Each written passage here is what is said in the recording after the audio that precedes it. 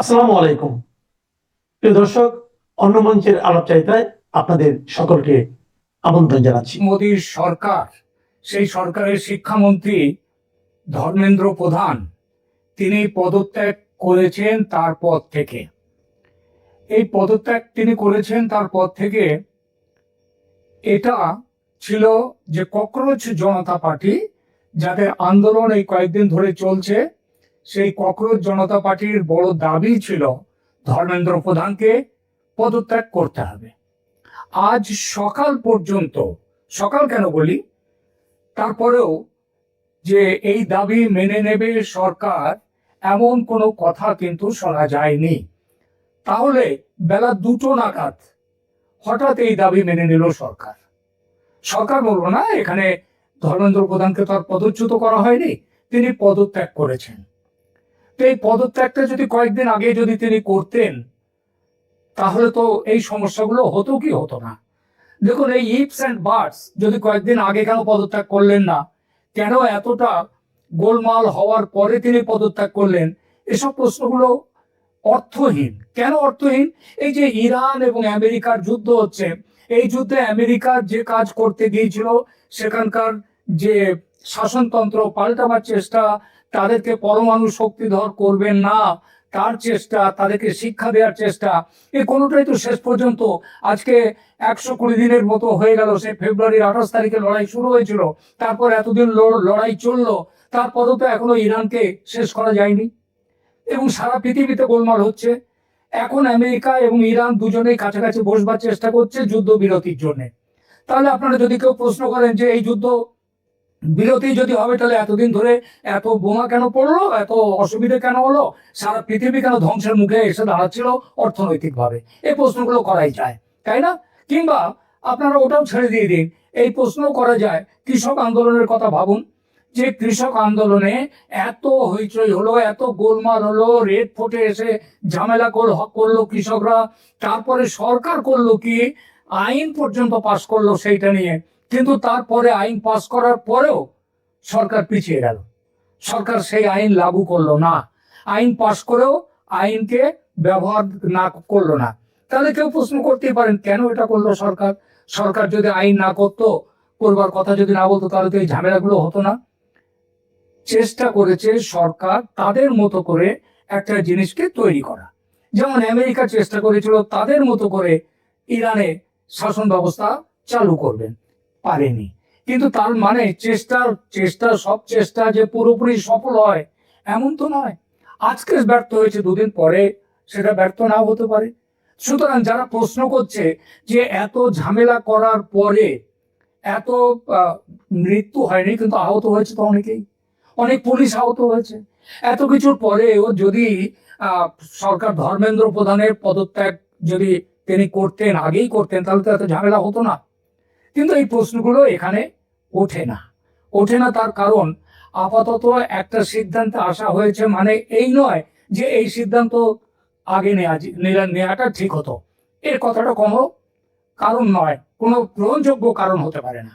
দেখুন, নেপোলিয়ন বোনাপার্টের নামে একটা কথা চালু আছে। কথাটা হলো, বড় যুদ্ধ জিততে গেলে ছোটখাটো লড়াই অনেক সময় হারতে হয়। সেই কংগ্রেসদের লেনিনের বিখ্যাত কথা আছে না, যে 1 স্টেপ ফার্দার আর 2 স্টেপ ব্যাক, আগে 1 কদম এগোতে গেলে অনেক সময় 2 কদম পিছিয়ে আসতে হয়, এগুলো যুদ্ধের ট্যাকটিক্স। তো সুতরাং নরেন্দ্র মোদী কৃষক আন্দোলনের সময় এগিয়ে গিয়েও পিছিয়ে এসেছিলেন, আইন পাশ করেও আইন কার্যকর করেনি, হার মেনে প্রত্যাহার করেছিলেন কৃষি আইন। আবার আজ সোনাম ওয়াজুকের সঙ্গে সমঝোতা হয়ে যাওয়ার পরও ধর্মেন্দ্র প্রধানকে পদত্যাগ করতে হলো। এর পেছনে কি কারণ থাকতে পারে? দেখুন, এর পেছনে অনেকেই বলছেন আরএসএস প্রধান মোহন ভাগবত জি, সরসঙ্ঘ চালক, তিনি ছাত্রদের সঙ্গে সংযত ব্যবহার করতে বলেছিলেন, আজকেই সকালে বলেছিলেন। এবং তারপরে সরকার থেকে আলোচনাও চলছিল সিজেপি ককরোচ জনতা পার্টির সঙ্গে, তাদের মুখপাত্র সৌরভ দাস তিনি আলোচনায় ছিলেন। তো এটা মোহন ভাগবত যে তাদের, সবাই হয়তো এর মধ্যে জেনে গেছেন যে ভারতে এই যে ককরোচ পার্টির মাধ্যমে শুরু হওয়া আন্দোলনের মুখে এবং দাবির মুখে ভারতের শিক্ষামন্ত্রী ইতিমধ্যে পদত্যাগ করেছেন।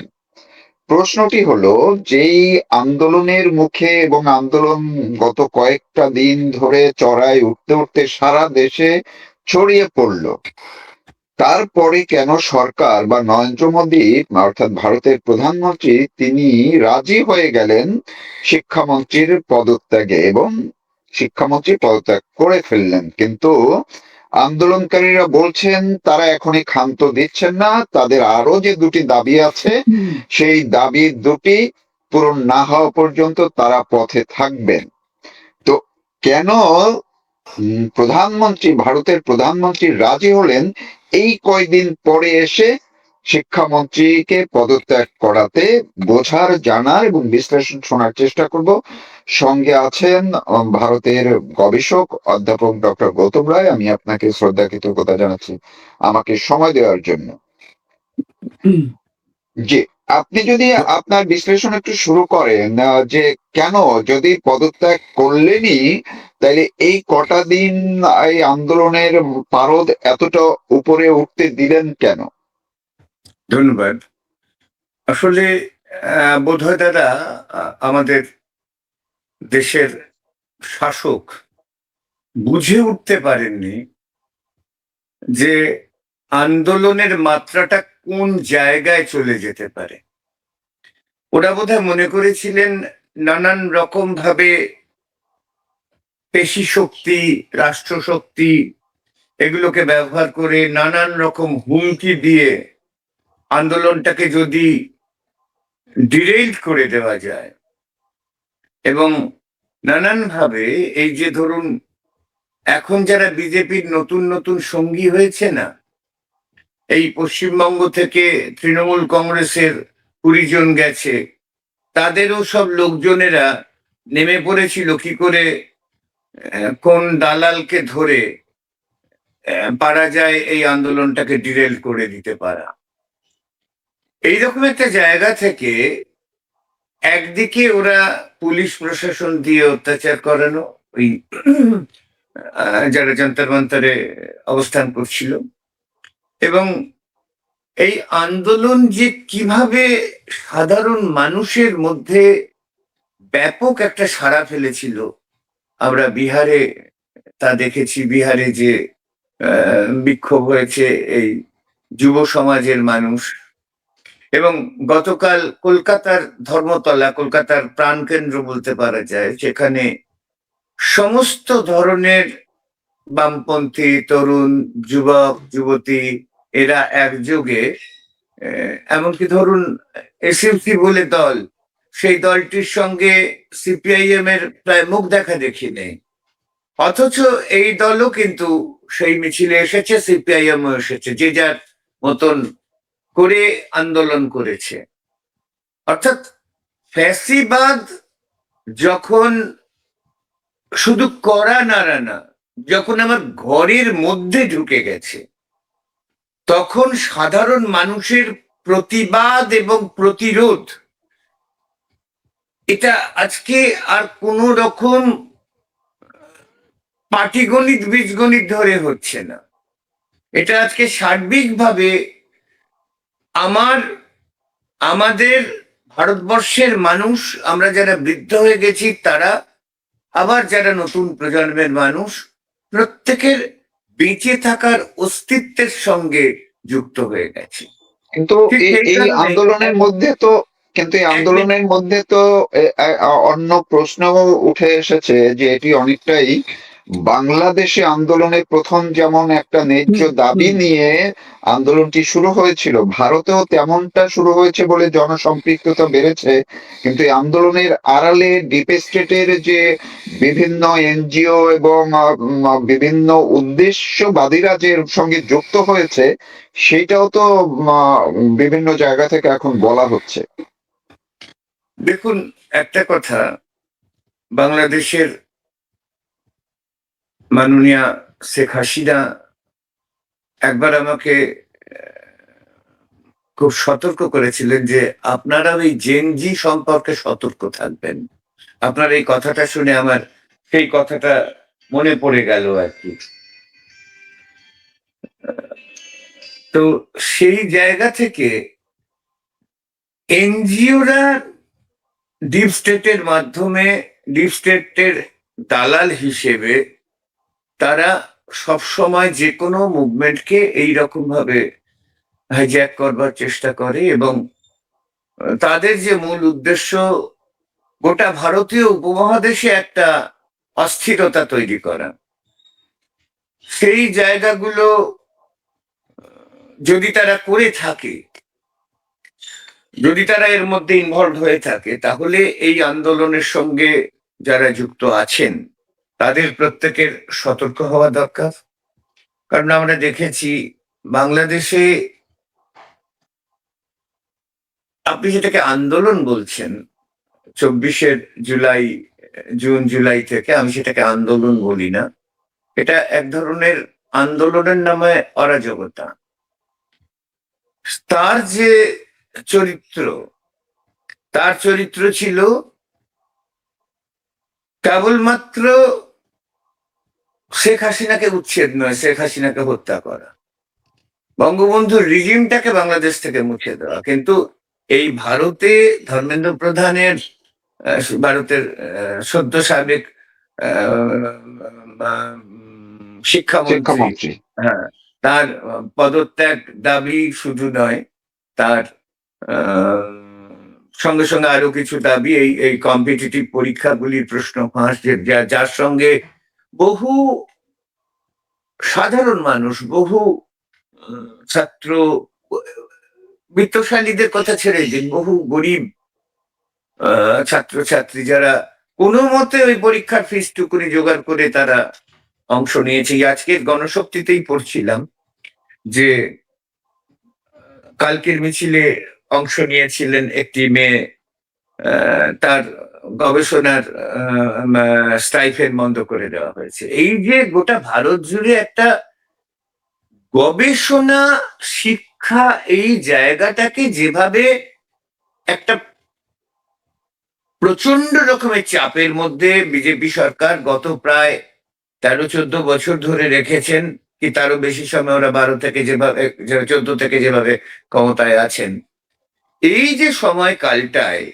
যে সংকটটা এখানে তৈরি হয়েছে, সেটা গোটা ভারতে এবং পশ্চিমবঙ্গেও তৃণমূলের শাসনকালে বা এই নতুন সরকার আসার 10 সপ্তাহের মধ্যে সেই সংকট থেকে আমরা উত্তরিত হওয়ার এখনো পর্যন্ত কোনো দিশা দেখতে পাইনি। বরঞ্চ গতকাল কলকাতায় যারা এই মিছিলে অংশ নিয়েছেন, কলকাতায় যারা বিক্ষোভে অংশ নিয়েছেন, আমার খুব ভাবতে খারাপ লাগছে যে পশ্চিমবঙ্গের নতুন মুখ্যমন্ত্রী শুভেন্দু অধিকারী তাদের উদ্দেশ্যে কার্যত হুমকির সুরে কথা বলেছেন। তিনি বলেছেন যে যারা যারা অংশ নিয়েছে সবাইকে চিহ্নিত করে রাখা হচ্ছে, ইত্যাদি ইত্যাদি। এই যে রাষ্ট্রশক্তি যদি না ছাত্র যুব জনতার যে পেটের খিদেটাকে বুঝতে চেষ্টা করে, তাহলে যে সমস্যা হওয়ার, যা ব্রিটিশ শাসনে ঘটেছিল, সেই একই জায়গায় আবার আমরা চলে যাব। সেই একই জায়গায় আবার আমরা আমাদের জায়গাগুলোকে নিয়ে আসবো। আপনারা জানেন যে জরুরি অবস্থার বিরুদ্ধে যে আন্দোলন সংগঠিত হয়েছিল, শ্রীমতী গান্ধীর জারি করা জরুরি অবস্থা, সেই প্রেক্ষিতটাও কিন্তু মূলত ছাত্র আন্দোলনের থেকেই উঠে এসেছিল। এই যে পরবর্তীকালে দীর্ঘদিন বিহারের মুখ্যমন্ত্রী ছিলেন লালু প্রসাদ যাদব ইত্যাদিরা কিন্তু জরুরি অবস্থার বিরোধিতায় জয়প্রকাশ নারায়ণের নেতৃত্বাধীন যে ছাত্র আন্দোলন, সেই ছাত্র আন্দোলনের ফসল তারা।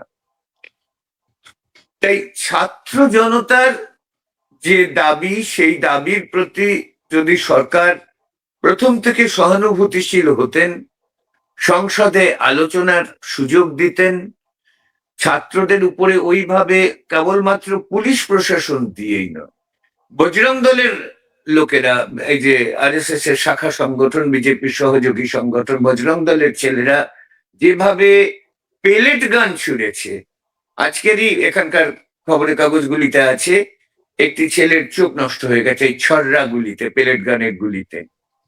এই যে অবস্থা যদি নরেন্দ্র মোদী না করতেন, সংসদে যদি আলোচনার সুযোগ দিতেন, আপনি দেখেছেন বিরোধী দলনেতা রাহুল গান্ধী, কংগ্রেস সভাপতি এবং প্রিয়াঙ্কা গান্ধী তারা প্রধানমন্ত্রীর বাড়ির সামনে প্রধানমন্ত্রীর সঙ্গে দেখা করতে গিয়েছিলেন।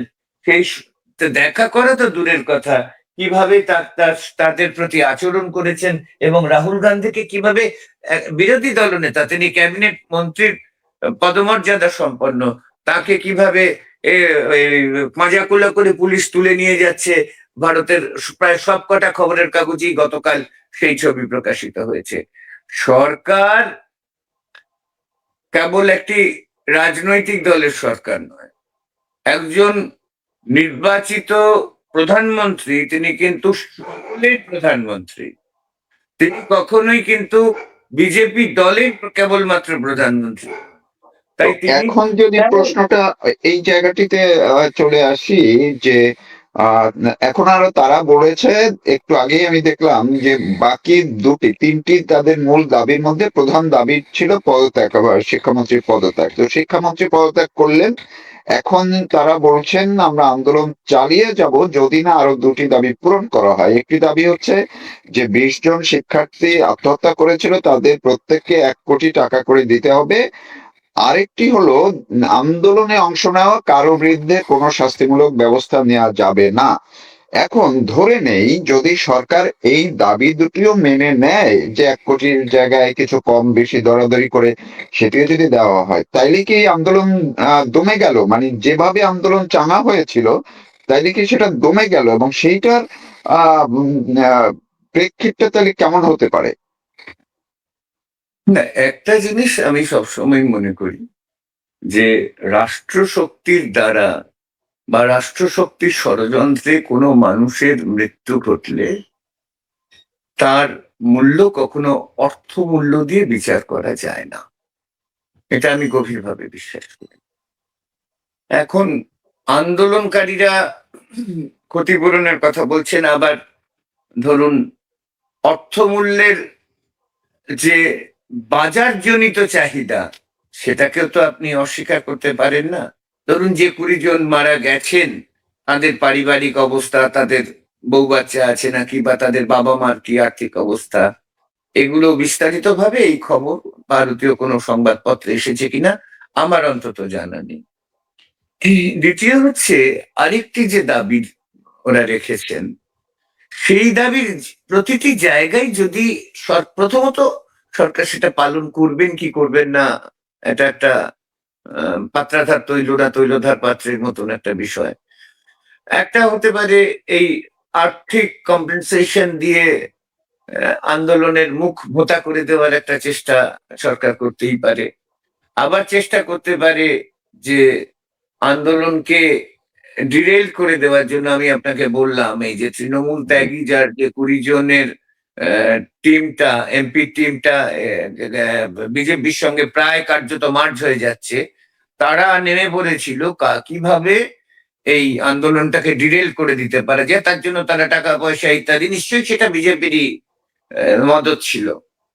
এই যে জায়গা হলেও যুব সমাজের যে প্রকৃত, তাদের মধ্যে যদি আদর্শবোধ কাজ করে, এই বাংলাদেশে এই রাজাকারের নাতিপুতিদের আন্দোলনের কথা বলছি না, যেভাবে বাংলাদেশ 69-এর আন্দোলন করেছিল, যেভাবে বাংলাদেশ 71-এর মহান মুক্তিযুদ্ধ করেছিল, সেভাবে যুব সমাজ যদি জেগে ওঠে, ওই কবি সুকান্তের ভাষায় বিদ্রোহ চারিদিকে বিদ্রোহ, আজ এত বিদ্রোহ কখনো দেখেনি কেউ, দিকে দিকে ওঠে অবাধ্যতার ঢেউ। তো একটা জিনিস, এই প্রায় 13-14 বছর, 13 বছর বোধহয় বিজেপি সরকারের বয়স, মানে 3 দফায় এই প্রথম কিন্তু নত হতে বাধ্য হলেন নরেন্দ্র মোদী। বিরোধী দাবির কাছে নত হতে তিনি বাধ্য হলেন। এই বাধ্য হওয়ার প্রথম এবং প্রধান কারণ, সংসদে তার দলের একক সংখ্যাগরিষ্ঠতা নেই।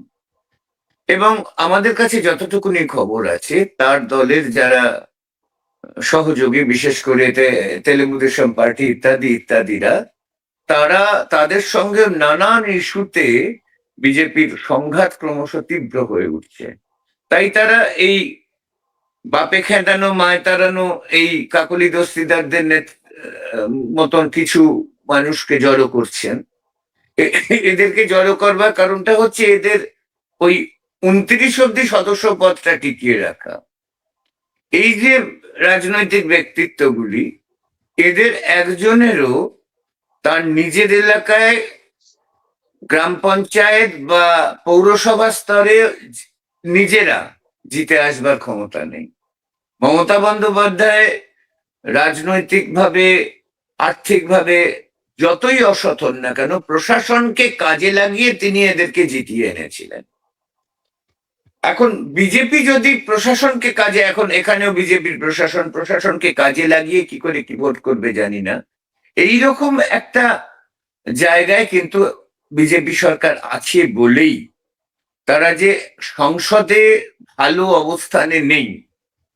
এবং এই আপনি দেখেছেন গত পরশু মধ্যরাত্রেও প্রধানমন্ত্রী মানুষকে উপদেশ দিয়েছেন, রিল বানাও, এই ভিডিওতে রিল বানানো, ইনস্টাগ্রামে সেগুলো দাও। আচ্ছা বলুন তো, এগুলো একজন দেশের প্রধানমন্ত্রীর কাজ? দেশের প্রধানমন্ত্রীর কাজ দেশের নাগরিকদের তিনি রিল বানানোর কথা উপদেশ দিচ্ছেন? তাহলে কোন জায়গায় আমাদেরকে ফেলে দিচ্ছেন, কোন জায়গায় তিনি সকলের দৃষ্টিটাকে নিক্ষিপ্ত করতে চাইছেন? আপনার নিশ্চয়ই মনে আছে, এই যে মমতা বন্দ্যোপাধ্যায় মুখ্যমন্ত্রী থাকাকালীন মূল রাজনৈতিক বিষয়গুলো থেকে যাতে মানুষের দৃষ্টিটা ঘুরে যায়, সেই জন্য তিনি ভুলভাল ইংরেজি, গভর্নমেন্ট, হ্যাঁ, এরকম ভুলভাল ইংরেজি বলতেন। আর সাধারণ মানুষ, ওই রবীন্দ্রনাথের একটি কবিতা আছে না, হিংটিং শট, ওই হিংটিং শটের মতন তারা রাজনীতিটা ভুলে গেল। রাজনীতিটা ভুলে গিয়ে এই একদম মানে এই জেনজির ভাষাই বলতে হয়, মমতার ওই ধরনের উচ্চারণ নিয়ে তারা খিল্লি করতে শুরু করে দিল। নরেন্দ্র মোদীও ঠিক সেই উদ্দেশ্যটাই কিন্তু উনি ভেবেছিলেন, হয়তো পরশু রাত অব্দিও উনি, পরশু মধ্যরাত অব্দিও উনি ভেবেছিলেন যে হয়তো বা তিনি কোনোভাবে এই আন্দোলনকে ডিরেল করে দিতে পারবেন। তার মানে হচ্ছে এক কথায় আমরা যদি শেষ করি এই এই জায়গাটিতে, যে আসলে এই শিক্ষামন্ত্রীর পদত্যাগ ছাড়া ভারত সরকারের কিংবা নরেন্দ্র মোদীর সামনে আর কোনো উপায় ছিল না, এমনটাই আপনি বলতে চাচ্ছেন? দেখুন, এটা অনেকটা ওই কংগ্রেস, জাতীয় কংগ্রেসের প্রতিষ্ঠা ঘিরে অ্যালেন অক্টোভিয়ান হিউমের যে সেফটি ভাল্ভ তত্ত্ব, সেই রকম। ওই হয়তো মোদি চাইছেন সেফটি ভালভের মতন ধর্মেন্দ্র প্রধানকে উনি সরিয়ে দিলেন, যে ধর্মেন্দ্র প্রধান কিন্তু একটা জিনিস মনে রাখবেন, ইনি কিন্তু শুধু শিক্ষামন্ত্রী ছিলেন না, ওর ফান্ড ম্যানেজার হিসেবেও, বিজেপির ফান্ড ম্যানেজার হিসেবেও কিন্তু ধর্মেন্দ্র প্রধানের একটা খ্যাতি আছে। তাকে সরিয়ে দিয়ে হয়তো উনি এইটা দেখাতে চাইছেন যে একটা, যাই হোক, মানুষের উষ্মা, মানুষের ক্ষোভ বিক্ষোভের একটা তিনি একটা সমাধান করে দিলেন। কিন্তু এত সহজে ভারতের মেহনতি মানুষ, আমি কোনো দলীয় পতাকার অন্তর্গত বলছি না, প্রগতিশীল বামপন্থী মেহনতি জনতা, ধর্মনিরপেক্ষ মানুষ, যারা কোনো অবস্থাতেই কোনো রকম সাম্প্রদায়িকতায় বিশ্বাস করেন না, তারা কিন্তু এত সহজে এখন আর নরেন্দ্র মোদীকে ছেড়ে দেবেন না। কিন্তু ওই যে আবার মাঝখানে আমি যে প্রশ্নটি তুলছিলাম, পরিষ্কারভাবে সরকারের মানে বিজেপির পক্ষ থেকে অনেক বিজেপি নেতাদেরকে দেখছি, তারা বলছেন যে আন্দোলনের মধ্যেও পাকিস্তান এবং বাংলাদেশের কিছু সাম্প্রদায়িক শক্তির চর ঢুকে গিয়েছে, এই কথাটাও বলছে। আপনি কি এটা মনে করছেন কিনা? দেখুন, এই ধরনের কথা না বলা ছাড়া বিজেপির কাছে এখন বাঁচবার উপায় কিছু নেই। কারণ এটা প্রমাণিত হয়ে গেছে, পুলিশের মধ্যে, যেমন নন্দীগ্রাম আন্দোলনের সময়, অর্থাৎ আন্দোলন বলা যায় না, এক ধরনের অরাজকতার মধ্যে দিয়ে বামফ্রন্ট সরকারকে উৎখাত করবার লক্ষ্যে যেটি পরিচালিত হয়েছিল, তার মধ্যেও তৃণমূল প্রচুর নিজেদের লোককে ঢুকিয়ে দিয়েছিল, যাদের দ্বারাই হয়তো গুলি টুলি চালনা করা হয়েছিল, যেটা আপনাদের ওই 24-এর 5ই আগস্ট বা তার আগের 2-1 দিনের ঘটনার মধ্যে ঘটেছিল, 3-4 এইসব ঘটনার মধ্যে ঘটেছিল। তাই এই যে জন্তর মন্তরে যে আন্দোলন চলছে, সেই আন্দোলনের মধ্যে আরএসএস তার নিজের লোক ঢুকিয়ে দিয়েছে, এটা এখন প্রমাণিত। তাই এই জায়গা থেকে মুখ বাঁচানোর জন্য, ব্যাপারটাকে একটা সাম্প্রদায়িক রং দেওয়ার জন্য এই ধরনের কথা বলা ছাড়া তো বিজেপির পক্ষে এখন আর কোনো আলাদা বিকল্প কিছু নেই। এভাবেই তারা মুখ পিঠ বাঁচাতে চাইবে, কারণ বিষয়টা কিভাবে জটিল থেকে জটিল হয়ে উঠছে আপনি দেখুন। এই ককরোচ নামটা কোথা থেকে হলো? আমাদের সুপ্রিম কোর্টের মহামান্য প্রধান বিচারপতির কাছ থেকেই তো এই শব্দটা উচ্চারিত হয়েছে। এই আন্দোলনের ওপর পুলিশের যে অত্যাচার, তার ভিডিও দেখার মতন অত সময় সুপ্রিম কোর্টের নেই, এই কথা তিনি প্রকাশ্যে বলেছিলেন। তারপর তিনি কিন্তু বাধ্য হলেন, বললেন গতকালের খবর যে তিনি ওই আইন মাফিক যেভাবে ডেট টেট দেওয়া, মামলা সম্পর্কে যেভাবে ডেট টেট দেওয়া, সেগুলো দিয়েছেন। এগুলো তো এমনি এমনি ঘটছে না। এই যে আন্দোলনের যে চাপ, সমাজের সর্বস্তরে আন্দোলনের যে চাপ ধীরে ধীরে এই সাম্প্রদায়িক দুর্নীতিবাজ মোদী সরকারের ওপর আসছে, তার এটা ফলশ্রুতি। অনেক ধন্যবাদ আপনাকে। দর্শক যারা এতক্ষণ আমাদের সঙ্গে ছিলেন, কথা বলছিলেন ভারতের প্রখ্যাত গবেষক অধ্যাপক ডক্টর গৌতম রায়। তিনি ব্যাখ্যা করছিলেন যে কেন নরেন্দ্র মোদী মানে ভারতের প্রধানমন্ত্রী তিনি রাজি হয়ে গেলেন ভারতের শিক্ষামন্ত্রীকে এই আন্দোলনকারীদের দাবি অনুযায়ী পদত্যাগ করাতে তিনি রাজি হলেন। তো এখন কি হতে পারে কিংবা আর বাকি পর্যায়গুলো কি, বিস্তারিত বিশ্লেষণ আপনারা শুনলে আরো কিছুটা পরিষ্কার হবেন। আমি শেষ করার আগে খুব ছোট করে আপনি এক কথায় যদি একটু বলেন, এই দাবি পূরণের মধ্য দিয়ে, শিক্ষামন্ত্রীর পদত্যাগের মধ্য দিয়ে, তাহলে এখন আন্দোলনটা সামনে কোন দিকে যেতে পারে, যেহেতু তারা বলছে আন্দোলন চালিয়ে যাবে? খুব ছোট করে যদি বলেন। এটা তো একটা তাদের প্রথম এবং প্রধান দাবিটা পূরণ হয়েছে, সুতরাং আন্দোলনকারীদের মনোবলটা অনেক বাড়বে এবং তারা বুঝতে পেরেছেন জগদ্দল পাথরকেও নড়ানো যায়। সেই জায়গা থেকে তারা এই আন্দোলনকে, শিক্ষাঙ্গনকে সার্বিকভাবে, শিক্ষা ঘিরে পরীক্ষা থেকে শুরু করে সামগ্রিকভাবে শিক্ষাঙ্গনকে একটা প্রকৃতপক্ষে এডুকেশনাল ইনস্টিটিউট, এটা কোনো দলের মতাদর্শ প্রচারের জায়গা নয়। কি গোলওয়ালকার, কি শ্যামাপ্রসাদ, কি সাভারকারের মতাদর্শ প্রচারের জায়গা নয়। এই জায়গায় উপস্থাপিত করবার লক্ষ্যে ভারতের ছাত্র যুব সমাজ নিশ্চয়ই আরো এগিয়ে যাবে, আরো অগ্রসর হবে বলেই আমার বিশ্বাস। তার মানে কি আন্দোলন থামছে না আপাতত, এরা এমনটাই? দেখুন, আন্দোলনকারীরা যা বলেছেন এখনো পর্যন্ত, এই ধর্মেন্দ্র প্রধানের এর পরেও, পদত্যাগের পরেও যা বলেছেন, তাতে মনে হয় না তাদের যে আরো দুটো দাবি আছে, সেই দুটো দাবি পূরণ না হওয়া পর্যন্ত তারা আন্দোলনের থেকে নিজেদেরকে বিরত করবেন। এটা আমার ধারণা। আমি তো আর প্রত্যক্ষভাবে সেই আন্দোলনের সঙ্গে যুক্ত নেই, বা আমি সেখানে কখনো যাইও নি, বা তাদের কারোর সঙ্গে সরাসরি কথা বলারও আমার সুযোগ ঘটেনি। আমার তার মানে হচ্ছে যে যদি ওই দুইটা দাবিও সরকার মেনে নিতে বাধ্য হয়, মেনে নেয়, তাতে করে আন্দোলন দমে যাবে এবং যা একটা আবহ যে তৈরি হয়েছিল অনেকের মধ্যে যে নরেন্দ্র মোদী সরকারই বোধহয় পড়ে যাবে, তেমন দিকে তেমনটা যাবে না। এটা অত সহজ নয়। এটা কিন্তু নরেন্দ্র মোদী